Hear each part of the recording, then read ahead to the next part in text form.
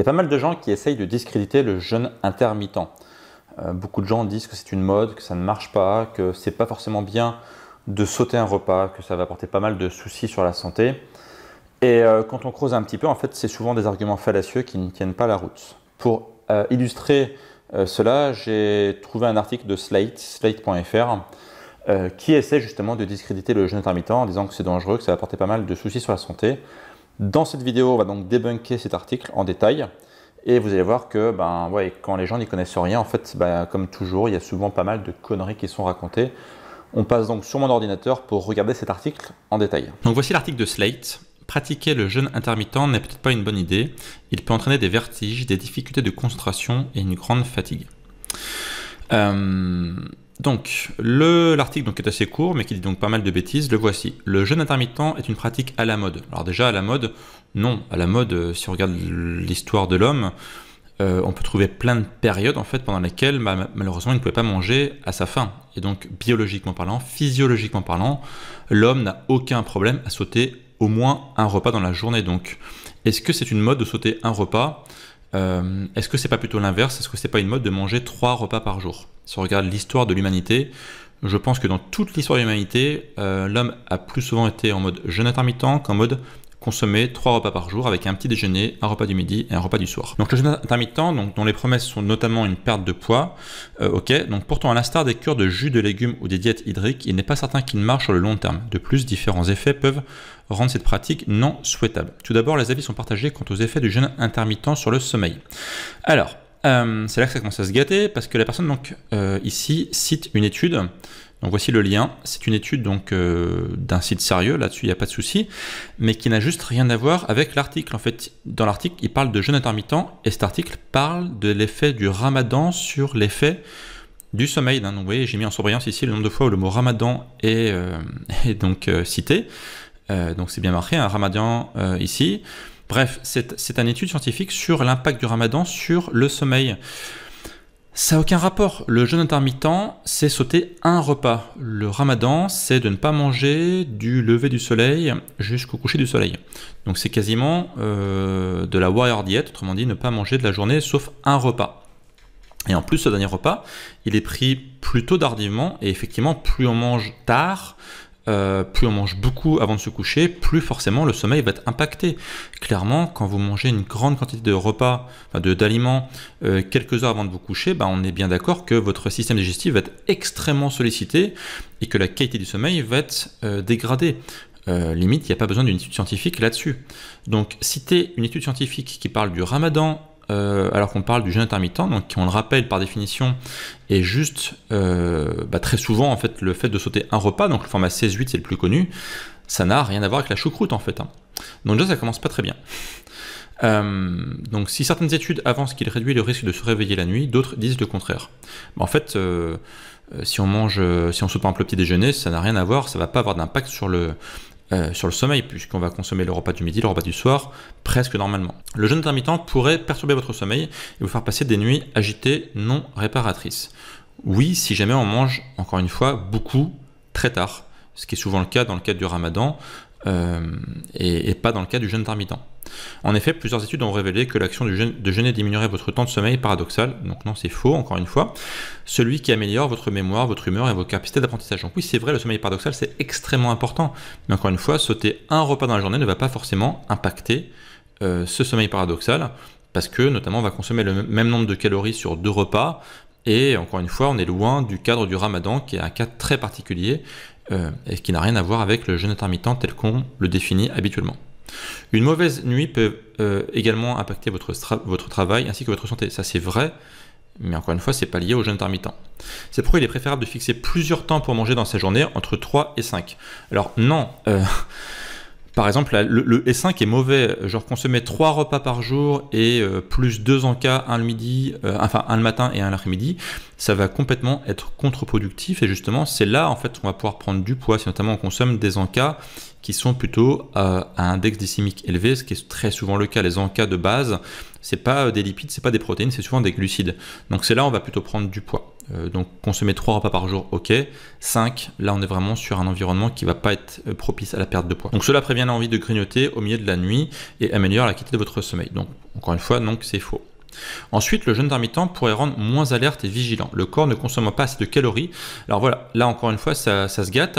On n'a jamais dit que le jeûne intermittent était un repas, enfin était un système de restriction calorique. Le jeûne intermittent, c'est juste sauter un repas et consommer l'équivalent, on va dire, de 3 repas sur 2 repas. Donc non, consommer moins de calories ici, c'est pas le but du jeûne intermittent. Loin de là, c'est souvent une mauvaise idée, une mauvaise image qu'ont les gens du jeûne intermittent. Donc on perd de l'énergie, ok, jeûner peut mener à des vertiges, des difficultés de concentration et entraîner de la fatigue. Alors, j'avais fait une vidéo là-dessus aussi pour expliquer que forcément quand on fait une transition vers le jeûne intermittent, si on est habitué à consommer très régulièrement de l'alimentation, donc voilà 5 fois par jour, et ensuite on va passer à 2 fois par jour, ça va pas marcher. Il faut faire très progressivement pour justement éviter ces effets secondaires. Je vous mettrai ici dans la fiche, le petit i et dans la description de la vidéo, une vidéo où je vous expliquais que justement, il y a une façon de faire ça proprement, une transition étape par étape pour ne pas avoir ces effets secondaires qui sont très ponctuels, encore une fois, et qui vont surtout arriver chez des gens qui ont une capacité à aller tirer de l'énergie ailleurs que dans les glucides qui n'est pas bonne. En cas de sensation d'étourdissement, il est nécessaire de ravitailler son corps en énergie avec un petit encas. Donc non, pas forcément. Justement, en cas de sensation d'étourdissement, ça peut être lié au fait que justement eh bien, le corps il est trop habitué à avoir des glucides régulièrement. Il n'est pas capable de gérer sa glycémie. Quelqu'un qui ne peut pas rester genre 3 heures sans manger, c'est qu'il y a un problème. Physiologiquement, le corps a un problème. Alors qu'inversement, un corps qui peut rester 16 heures sans manger, est de mon point de vue, et d'un point de vue biologique, d'un point de vue évolutionniste, plutôt une bonne chose. Quelqu'un qui ne peut pas rester 3 heures sans manger, il y a un problème. C'est que quelqu'un qui a des problèmes de régulation de sa glycémie, des problèmes justement à consommer trop d'aliments glucidiques qui vont faire ce qu'on appelle une hypoglycémie réactionnelle, donc qui va faire en sorte que on va avoir des chutes de la glycémie quelques heures après le repas. Donc là, c'est pour moi quelqu'un qui doit manger régulièrement, c'est mauvais signe. Ça veut dire qu'il y a un problème. Alors qu'inversement, quand je me répète, quelqu'un qui peut qui peut jeûner pendant 16 heures, est plutôt quelqu'un qui a une capacité à bien réguler sa glycémie. Donc ensuite, il nous parle des effets non désirés. Donc voilà, certaines personnes se tournent vers le jeûne intermittent pour sa capacité à éliminer rapidement les réserves de graisse. Donc ça, c'est plutôt vrai. En fait, en jeûnant, vous allez forcer votre corps à aller plus dans ses réserves. Donc ça, c'est une bonne chose. Toutefois, notre métabolisme étant complexe, cette pratique a d'autres effets sur le corps humain. Elle peut notamment vous faire perdre vos muscles, ce qui n'est pourtant pas l'effet désiré d'un tel régime. Donc ça, c'est faux. Je vais prendre un exemple. Vous vous couchez le soir, je sais pas, on va dire il est 22h, voilà. Et puis vous faites une grasse mat le lendemain, vous levez à 10h. Donc vous avez fait 12 heures de jeûne, vous n'avez pas mangé pendant la nuit. Le jeûne intermittent, c'est juste rajouter 4 heures à ça. Est-ce que pendant les 4 heures, donc par rapport à une nuit normale où on fait une grasse mat, est-ce que pendant les 4 heures, on va perdre du muscle de façon spectaculaire? La réponse est non. Bien sûr, le jeûne intermittent ne fait pas perdre du muscle, à condition d'une part de continuer à consommer suffisamment de protéines et d'avoir une activité physique type renforcement musculaire en parallèle. Voilà. Le métabolisme va taper dans les muscles après des très longs jeûnes de plusieurs jours, on va dire de plus de 24 heures par exemple, au moins de 24 heures. Ici on parle de jeûner 16 heures, encore une fois c'est pas dramatique. Donc non, on va pas perdre son muscle parce qu'on jeûne 16 heures. Là aussi j'ai fait une vidéo sur le sujet pour vous expliquer qu'au contraire, le jeûne intermittent pouvait favoriser certaines hormones, notamment l'hormone de croissance, qui a des capacités anabolisantes, donc qui peut vous faire prendre du muscle. Vous apparaîtrez peut-être plus mince, mais vous semblerez également plus frêle, plus âgé et en mauvaise santé. Non. D'ailleurs, plus âgé, c'est faux. Beaucoup d'études ont montré d'ailleurs que la restriction calorique, alors si on part ici du principe que quelqu'un fait du jeûne intermittent avec une restriction calorique, et bien en fait, donc ce que je ne recommande pas, mais imaginons, et ben la restriction calorique peut dans certains cas, et des études ont montré, notamment chez l'annual, augmenter justement la capacité à vivre vieux. Donc ça c'est faux. D'autre part, se priver de nourriture pendant un long moment peut augmenter votre taux de cortisol et donc de votre stress. Encore une fois, on parle ici que de 16 heures de jeûne, on ne parle pas de rester une semaine sans manger. Donc non, il peut y avoir éventuellement un petit pic de cortisol quand une personne fait une transition vers le jeûne intermittent, mais encore une fois, c'est très ponctuel et c'est juste un effet qui va passer avec le temps. Sans compter que des niveaux élevés de cortisol sont souvent associés à un stockage des graisses. Pour des jeûnes longs, oui. Pour des jeûnes courts, non. Si vous perdez du poids pendant les premiers mois d'un jeûne intermittent, vous pouvez le reprendre avec le temps. Encore une fois, le jeûne intermittent est souvent lié à un changement de style de vie et en général, on ne le reprend pas parce qu'on a derrière une bonne alimentation, notamment l'alimentation paléo que je recommande. Enfin, un risque majeur du jeûne intermittent est de souffrir de fringales intenses. Si vous êtes affamé, votre esprit sera préoccupé à réfléchir à votre prochain repas ou au nombre de calories contenues dans chacune de vos futures bouchées. Pour compenser les périodes de jeûne, il est commun de plonger dans une frénésie alimentaire qui pousse à manger des quantités gargantuesques d'aliments qui ne sont pas nécessairement bons pour votre santé. Plutôt que de s'initier à ce genre de pratique dans le seul but de perdre du poids, mieux vaut commencer par rééquilibrer son alimentation. Alors, chez certaines personnes qui font mal le jeûne intermittent, oui, il peut y avoir cet effet-là, notamment des personnes qui vont, par exemple, consommer encore une fois trop de glucides et pas assez de bons lipides et pas assez de bonnes protéines rassasiantes.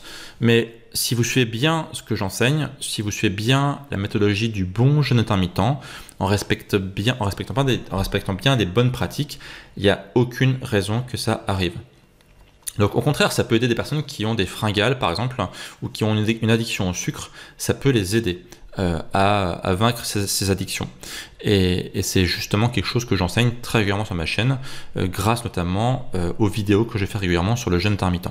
Alors si justement vous souhaitez vous démarrer le jeûne intermittent, si vous demandez comment le faire sans problème, sans faire les erreurs de débutants et en faisant les choses bien, parce que c'est souvent là en fait où ça pêche, c'est que les gens démarrent le jeûne intermittent en faisant pas mal d'erreurs. J'ai fait une vidéo complète sur le sujet, n'hésitez pas à la voir, elle apparaît juste à côté de moi ici. N'hésitez pas à aller voir cette vidéo, vous allez apprendre sûrement pas mal de choses sur comment bien démarrer le jeûne intermittent.